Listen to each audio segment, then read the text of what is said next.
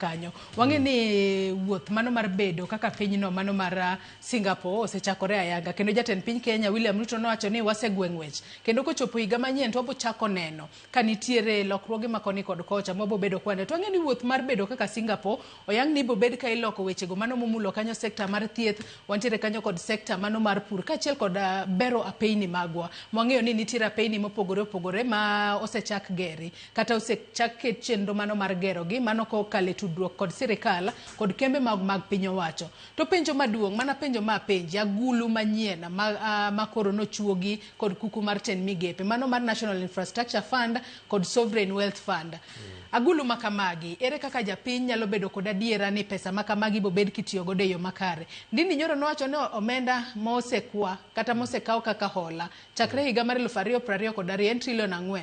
To nyaka sani japiny pod kia ler moramora no omenda go tiyo yo machalo nade. Kata bedo ni wachoko usuru go kinde ka kinde wacho ni chulo godo gopego notigo do kanye kata gope manokaw chenro mage mag dongruok minyalo pedhne japiny niero ma koro inyalo menyo trillion manwa kaw kor kae nwakete chenro mar dongruok makamae FCPA. Kamano aparo ni mokwongo waduok penjo mar Ndini Nyoro.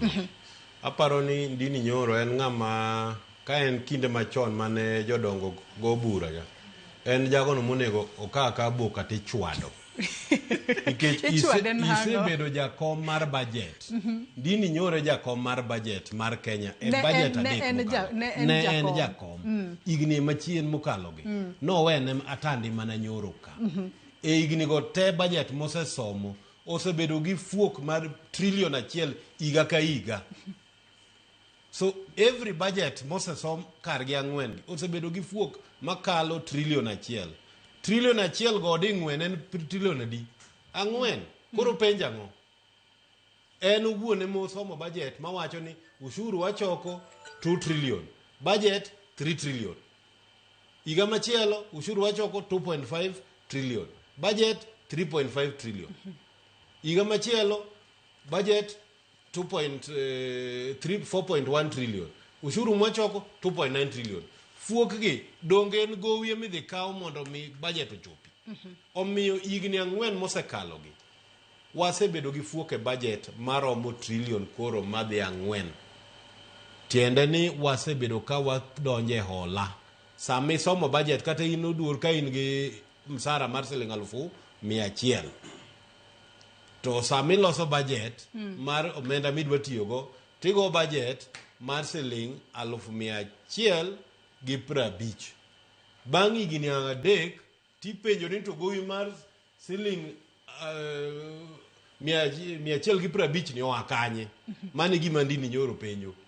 Openjo dwa mar mondo mi ochiwne jopiny ler ni yes gowi wasebedo kwa ka to sebed kitiyo kode yo machalo nade mar mondo mi jopiny obedane kod adiera na gucho omenda mano mar NIF makoro sani koro sechuogi mar neno ni oket godo dongruoge mopogore opogore otiyo yo makare maonge mibadhi moramora. Maybe adog chien matin ke chalne pok iwinya maber.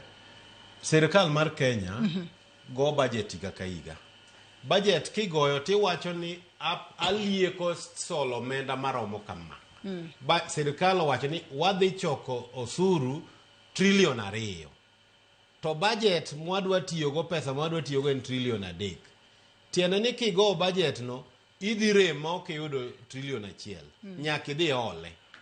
Tiende ni sama nigo budget cha ni wacho ni dhi tiyo gi trilion 3. Ni dhi tiyo kode ang'o sama isomo budget cha. Ndini Nyoro sama loso budget cha no wacho ni atamalo 30 dhi tiyo kama modong tiyo kama. Tiende ni ochalo ng'ama pe wacho ni an budget masesomo igni 3 gi na kia ni nasomo gi ni dhi tiyo ang'o. Mani gi kama dok e chien cha. But kopogore gi mano Kenya kae wantiere akere keke ma omenda duto masani wayudo thoth gi dhi e chulo gowi. Wan gi gowi ma trilion mokala 10. Nus gowi gi gin pesa mwaolo pacho ka.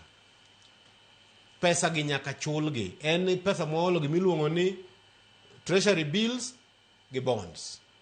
Bonds kich kaw kuom japiny tichulo atamalo machopo kata 14 e bond no. Treasury bills en gimoro madhi atamalo 8 michulo. Tiende ni e trilion 5 kata 6 ma waolo pacho ka atamalo madhi 10 en mana interest mwachulo joma olo kuomgi. Go 10% mar kata 5 trillion. En pesa di.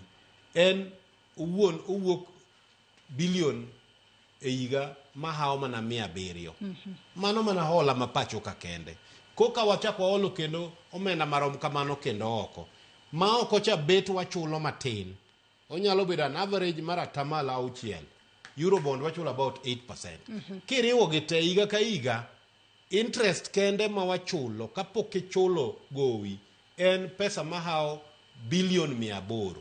Onge budget line mora mar sirkal ma Kenya machopo billion 800. Kata mana msach jopuonj. Budget mar education en billion 700. Mae momiyo wan gi peke chulo gowi. Koro kama sirkal ochope. Wachopo kama koro waolo menda mondo mi wachul go msara. Koro sirkal neno ni mondo mi wakonyre weche dongruok kwa dhi mbele. Waket gimiluongo ni National Infrastructure Fund gi Sovereign Wealth Fund ma wanyalo kane mwandu wa Sovereign Wealth Fund otenore gi Article 201 mar katiba marwa. Ma wacho ni nyaka wapar ni to joma biro Kenya higni manyien gibiro bedo e kit ngima machalo nade. Nyaka wane ni to waloso negi chenro makare. Mar ariyo, budget mwaloso sani ok nyal miyowa thuolo mar kelo weche mag chwalo weche mag dongruok madongo machalo mag ndeche, madongo machalo nyayo weche stima madwarore pachoka, madongo motenore gi projects ma dwaro omenda mang'eny. Omiyo loso gimiluongo ni National Infrastructure Fund, kato wakawo pesa moko mane wayudo kuom gik machalo kaka uso atamala 15 mag mwandu ma wan ge Safaricom. Waketo kanyo kaka seed capital, kato waluongo joma moko donjo ka. Gima duong' e projects gi te niya, ichake gi policy mane parliament, mane president Orlando gi cabinet, mane kama mbaka chakore. Kose tiek mano, koro policy framework ni ema nyiso ni gini dhi chalo nade. Mano ne gisegolo. Kae to dhi e bunge. Idhi go mbaka e bunge gi gimiluongo ni bill. Magi wach ni gini wadwa lose kama. Maket chike makare monego beno tiyogo.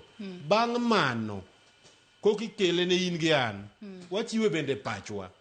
Tiene ni en process ma koko chako dhi nyime, ko tieke, teki dhi yawa gulu